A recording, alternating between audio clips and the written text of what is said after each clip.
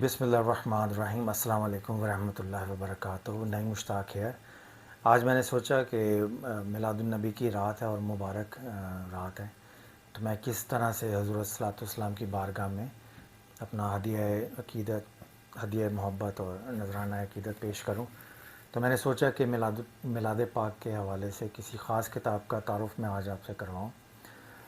میرے پاس ہے اس وقت جناب میلاد النبی، شیخ الاسلام پروفیسر ڈاکٹر محمد طاہر القادری کی یہ لکھی ہوئی کتاب ہے. یہ تھوڑا سا آئی تھنک فوکس میں نہیں ہے، بہرحال وہ آپ کو میں اس کا وہ اسکرین شاٹ آ جائے گا، شاید ابھی آ گیا یہ شاید. تو بہرحال یہ کتاب ہے، اس کا میں آج آپ کو بک ریویو دوں گا، اور یہ اردو ایڈیشن ہے اس کا. آپ یہ دیکھ لیجئے گا، بہتر نظر آ رہا ہے. اور اسی کے ساتھ ہی پھر اس کا یہ انگلش ایڈیشن بھی ہے. یہ یو کے سے چھپا ہوا ہے، اسی کتاب کا انگلش ایڈیشن ہے. اور یہ دیکھ لیجئے کتنی ضخیم ہے انگلش کی کتاب، اور اردو کی کتاب بھی آلموسٹ آپ دیکھ لیجئے سیم سائز ہے. تو میں صرف اردو پہ بات کروں گا تاکہ آپ کو کانسیپٹ سارا سمجھ آ جائے، کتاب کا تعارف آ جائے. اور پھر اس کے حوالے سے میں بیسیکلی کتاب کا تعارف کرواؤں گا. دلائل کا انسائکلوپیڈیا ہے میلاد النبی کے حوالے سے، اور بہت ساری ایسی معلومات ہیں جو لوگوں کو نہیں پتہ. وہ سمجھتے ہیں شاید یہ کسی ایک مسلک کا نقطہ نظر ہے، بٹ اس میں سارے ہی جو اسکول آف تھاٹ ہے ان کا نقطہ نظر اس میں شامل کیا گیا ہے. تو میرے ہاتھ میں جو کتاب ہے جناب، یہ اس کا جو ایڈیشن ہے اکتوبر 2021 کا ایڈیشن ہے یہ میرے ہاتھ میں. تو اس کی پہلی اشاعت ہوئی تھی اپریل 2004 میں، اور موجودہ سال آپ کو پتہ ہے اکتوبر 2022 ہے، تو یہ 18 سال پہلے بنتے ہیں.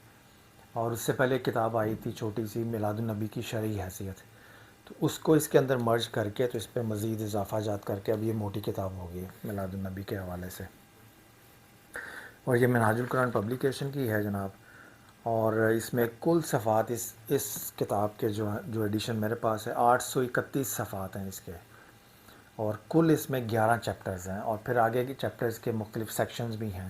تو یہ بڑی شاندار کتاب ہے. اور اس کا جو بک سائز ہے، یہ نارمل کتابی جو سائز ہوتا ہے یہ اس کا ہے، کتابی سائز.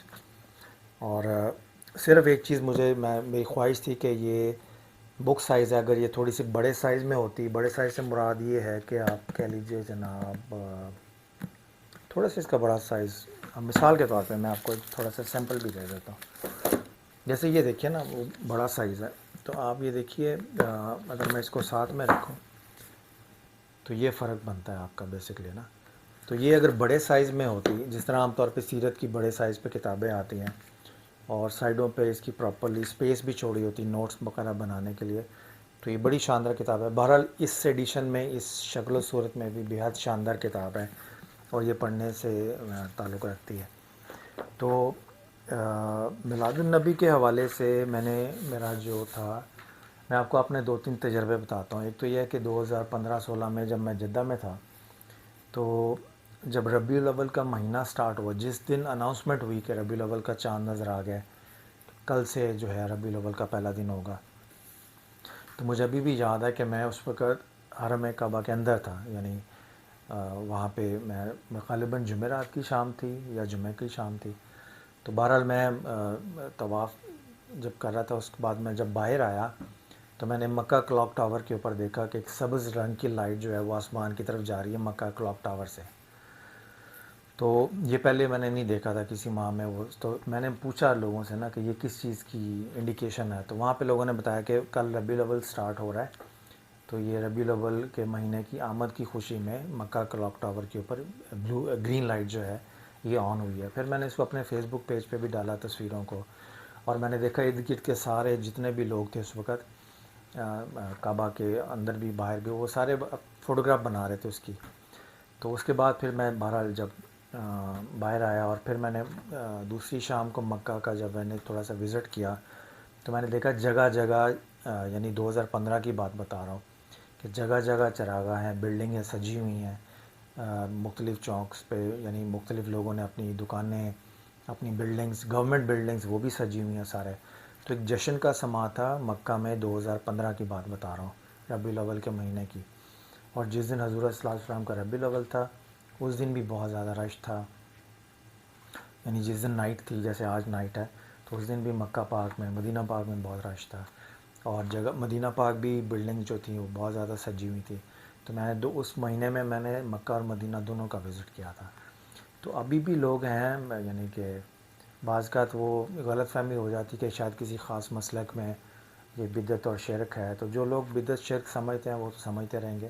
بٹ میں آپ کو آفیشلی جو سعودی گورنمنٹ اور سعودی جو کمیونٹی ہے وہاں کی میجورٹی کے جو لوگ ہیں ان کا مائنڈ سیٹ بتا رہا ہوں کہ ربیع الاول وہاں پہ مناتے ہیں. مدینہ پاک میں ربیع الاول میں مختلف علاقوں میں جہاں پہ وہ ٹریڈیشن چلتی ہیں تو اپنے محلے وغیرہ میں محفلیں بھی ہوتی ہیں، مبارکبادیں بھی ہوتی ہیں. تو میں نے ایک دو اس میں محفلوں میں شرکت کی ہوئی ہے، یعنی جو وہاں کے لوکل عربی ہیں وہ سیلیبریٹ کرتے ہیں.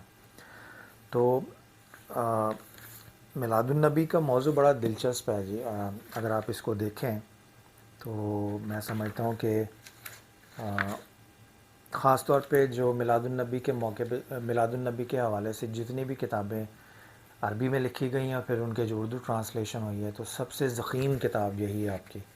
اور اس کتاب میں یعنی آپ کو اگر بیسک سے انڈرسٹینڈنگ دینی ہو کہ میلاد النبی کی شرعی حیثیت کیا ہے، اس کی ہسٹوریکل پرسپیکٹیو کیا ہے، تو ایک طرح سے سارا بیسک بیک گراؤنڈ انفارمیشن اور دلائل کی جو نوعیت ہے وہ ساری کی ساری مختلف چیپٹرز کے اندر خوبصورتی کے ساتھ کیٹاگرائز کر کے تو اس کے اندر یہ ساری چیزیں ایڈ ہیں. تو میں اس میں آپ کو، اور یہ جو انگلش ایڈیشن ہے وہ اپنا انٹرنیشنل کوالٹی کا وہ جو سٹینڈرڈ ہے وہ اس میں چھپا ہوا ہے.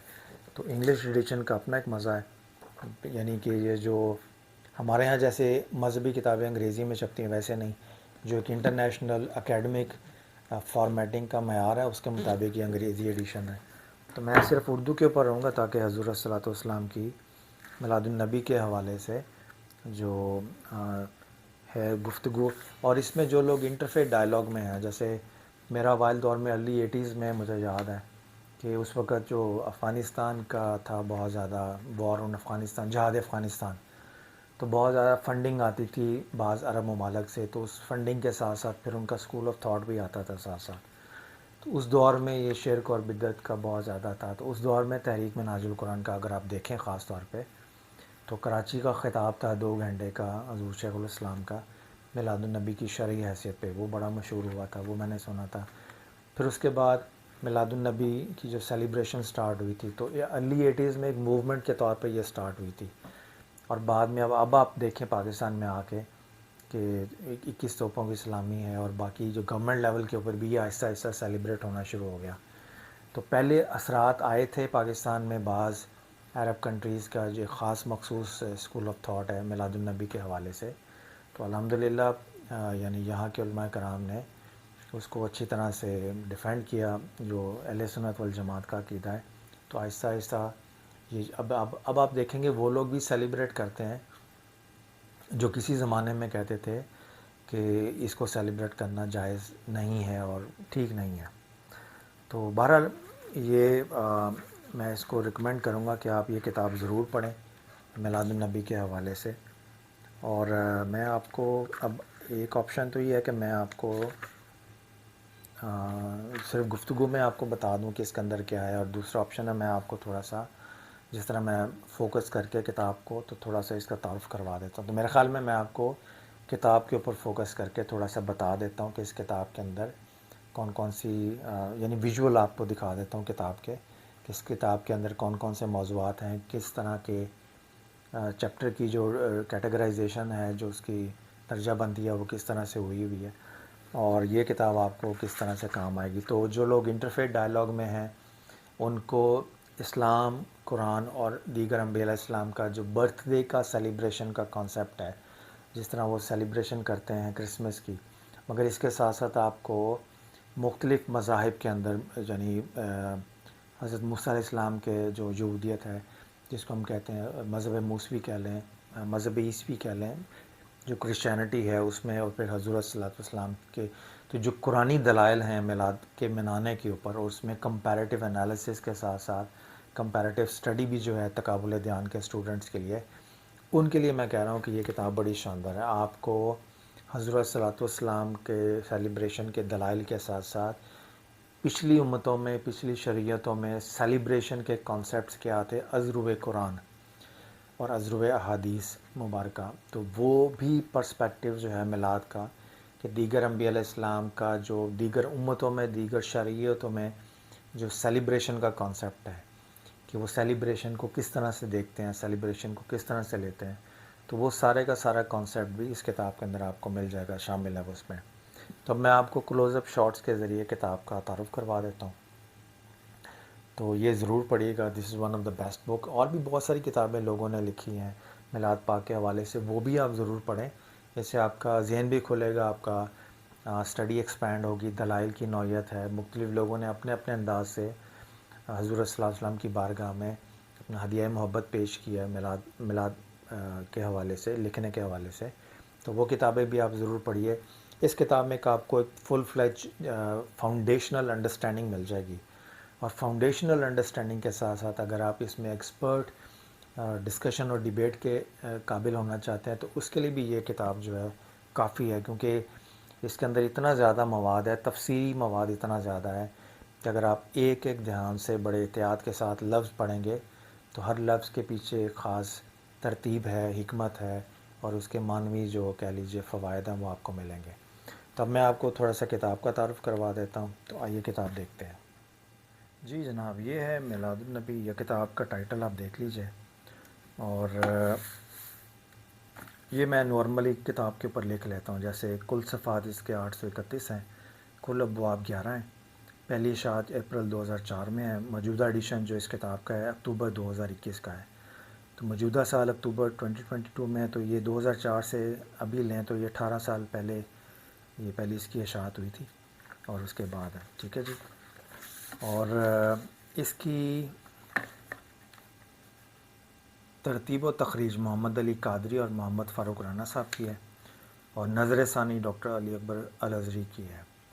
اس کے بعد آپ یہ دیکھ لیجئے گا کہ پہلی اشاعت جو ہے اس کی اپریل 2004 میں ہوئی ہے، اور یہ چلتی ہے، تو ابھی جو میرے ہاتھ میں اشاعت نمبر 10 ہے، اشاعت نمبر 20 ہے اکتوبر 2021 میں، اور اس کی قیمت ہے جناب 850 روپے، اور یہ آپ کو منہاج پبلیکیشن سے مل جائے گی، ٹھیک ہے جی۔ اور یہ اس کی پہلے تو ایک اجمالی فہرست ہے، اجمالی کیا تھوڑا سا یعنی سمرائز فارمیٹ میں، اس کا پہلا چیپٹر ہے جشن عید میلاد النبی اور شعائر اسلام تاریخی تناظر میں، یہ ہسٹوریکل ڈسکشن ہے۔ پھر باب دوم آ جاتا واقعات مسرت اور غم کی یاد میں، جو کو لوگ کہتے ہیں نا حضور صلی اللہ علیہ وسلم کی پیدائش اور وفات کا دن ایک ہے، تو غم منائیں یا آپ کی پیدائش کا دن منائیں، تو اس کے پر بھی یہ بڑا شاندار چیپٹر ہے، بڑی فلسافیکل اور بڑی کہہ لیجیے قرآن و حدیث کے دلائل کی روشنی میں ڈسکشن ہے۔ پھر باب سوم میں قرآن پاک میں تذکرہ میلاد انبیاء، یہ بڑا شاندار ہے۔ پھر باب چہارم میں ہے، چوتھے باب میں جشن میلاد النبی کا حکم قرآن حکیم سے استدلال، تو یہ قرآن پاک کی آیات سے استدلال ہے۔ پھر جناب باب پنجم ہے جشن میلاد النبی کا احادیث سے استدلال، یعنی حدیث مبارکہ کی روشنی میں آپ میلاد کے حوالے سے آپ دیکھ سکتے ہیں۔ پھر جناب یہ ایک سیکنڈ ہولڈ کیجیے، ایک ہی صفحہ ہے میرا خیال ہے، پنجم ہے، ہاں ٹھیک ہے۔ تو یہ چھٹا باب ہے جشن میلاد النبی ائمہ محدثین کی نظروں میں، یہ اس کے اوپر ہے بڑا شاندار، اور یہ بڑا شاندار چیپٹر ہے۔ قرون اولیٰ کے مسلمانوں نے جشن میلاد کیوں نہیں منایا، یہ بھی وہی ڈسکشن کا حصہ ہے کہ غم منائیں یا خوشی منائیں، وصال کو دیکھیں یا آپ کی برتھ ڈے کو دیکھیں، اور اس حوالے سے جب حضور صلی اللہ علیہ وسلم کا وصال مبارک ہوا تھا تو اس وقت مسلمانوں کا جو ایک ان کی جو قلبی کیفیت تھی وہ کیا تھی، اور شرعی حکم کے حوالے سے بڑی شاندار ڈسکشن ہے یہ۔ پھر باب ہفتم میں یعنی یہ 8واں باب آتا ہے جشن میلاد النبی کی اجزائے تشکیلی، کن چیزوں کو ملائیں تو وہ جشن بنتا ہے، اور جشن میلاد النبی کے نمایاں پہلوؤں پر اجمالی نظر۔ پھر 10واں باب ہے کیا میلاد النبی منانا بدعت ہے، یہ ان لوگوں کے لیے بڑی شاندار ڈسکشن ہے جو سمجھتے ہیں کہ میلاد النبی منانا بدعت ہے، تو بدعت کی ڈسکشن، بدعت کے کانسیپٹس کے اوپر یہ ڈسکشن ہوئی ہے، تو بدعت کے اوپر اگر آپ نے کلیئرٹی لینی ہے کہ بدعت کیا چیز ہوتی ہے تو اس کے اوپر بھی یہ بڑا شاندار باب ہے۔ پھر اس کے بعد جناب 11واں ہے جشن میلاد النبی کی اعتقادی حیثیت، تو اس میں یہ آپ کو نظر آ جائے گی، اور اس میں پھر آپ اس کی تفصیلی ہے آپ کی جو لسٹ ہے، اور یہ بڑی شاندار ہے۔ میں نے خاص طور پہ آپ کو بتانے کے لیے پیج 63 پہ ہے، ایک بڑی شاندار ڈسکشن ہے اس پہ. 63 ایک سیکنڈ جی. ہاں تو 63 میں جو یہ فصل اول ہے، نماز پنجگانہ انبیاء علیہ السلام کی یادگار ہے، اور یہ بڑا شاندار چیپٹر ہے، مختصر مگر شاندار. مثال کے طور پہ نماز فجر سیدنا آدم علیہ السلام کی یادگار ہے. جب صبح کے وقت سیدنا آدم علیہ السلام کی توبہ قبول ہوئی تو آپ نے شکرانے کے طور پر 2 رکعت نماز پڑھی، پس وہ نماز فجر ہو گئی. تو نماز فجر کے پیچھے تو حضرت آدم علیہ السلام کا شکرانے کے طور پہ وہ ہے. اس کے بعد آپ جناب نماز ظہر، کہ ظہر کے وقت سیدنا ابراہیم علیہ السلام کو جب حضرت اسحاق سے نوازا گیا تو آپ نے شکرانے کے طور پر 4 رکعت ادا کی، پس وہ نماز ظہر ہو گئی. اسی طرح نماز عصر سیدنا عزیر علیہ السلام کی یادگار ہے. جب حضرت عزیر کو 100 سال بعد اٹھایا گیا تو ان سے پوچھا گیا کہ آپ اس حالت میں کتنا عرصہ رہے، تو انہوں نے کہا کہ 1 دن یا 1 دن کا کچھ بھی حصہ. پس انہوں نے 4 رکعت نماز ادا کی تو وہ نماز عصر ہو گئی. نماز مغرب جو ہے یہ سیدنا داؤد علیہ السلام کی یادگار ہے. اس میں ہے کہ اور یہ بھی کہا گیا ہے کہ حضرت عزیر اور داؤد علیہ السلام کی مغرب کے وقت مغفرت ہوئی تو انہوں نے شکرانے کے طور پر 4 رکعت نماز شروع کی، مگر نکاہت اور کمزوری کے باعث تھک کر تیسری رکعت میں بیٹھ گئے. پس اس طرح 3 رکعت ادا کی، چوتھی رکعت مکمل نہ ہو سکی، پس وہ نماز مغرب ہو گئی. نماز عشاء کا دیکھیے، اور جس ہستی نے سب سے پہلے آخری نماز یعنی نماز عشاء ادا کی وہ ہمارے محبوب نبی صلی اللہ علیہ وآلہ وسلم ہیں. تو آپ یہ دیکھ لیجئے کہ دلائل کی روشنی میں نے صرف آپ کو یہ پڑھ کے سنایا ہے کہ جتنی بھی نمازیں ہم پڑھتے ہیں 5، یہ مختلف انبیاء علیہ السلام کی شکرانے کی نمازیں ہیں اللہ پاک کی بارگاہ میں، اور اسی کی سیلیبریشن ہوتی ہے، انہی کی سنتوں کی سیلیبریشن اور کنٹینیوٹی ہے. تو ایک تو یہ بڑا شاندار چیپٹر، اس طرح آپ کو بڑے ہی زبردست قسم کے دلائل ملیں گے. تو یہ آپ دیکھ لیجئے، اتنی موٹی کتاب ہے ماشاءاللہ، اور اس میں اور بے شمار. اچھا میں آپ کو ذرا جو ہے اس کا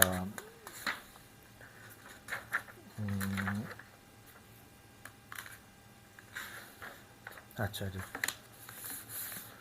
مثال کے طور پہ باب 2 میں واقعات مسرت اور غم کی یاد، یوم موسیٰ منانے کی ہدایت، یوم نوح کی یاد منانا، یوم تکمیل دین بطور عید منانا.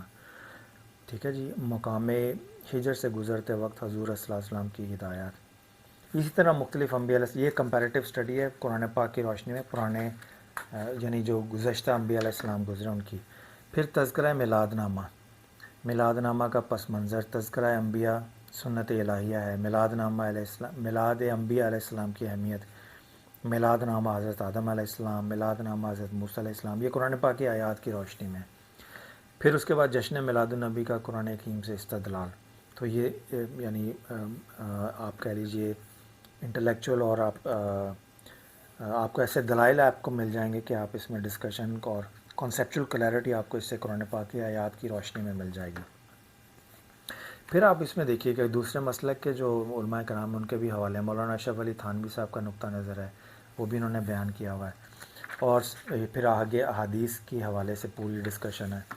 اور یہ ائمہ محدثین کی نظر میں جشن میلاد النبی کہ وہ کیا اور جن لوگوں نے کتابیں لکھی ہیں اس حوالے سے، تو ایک بری علامہ ابن تیمیہ کا بھی بیچ میں آ گیا. ٹھیک ہے جی، اور بے شمار آپ دیکھیں.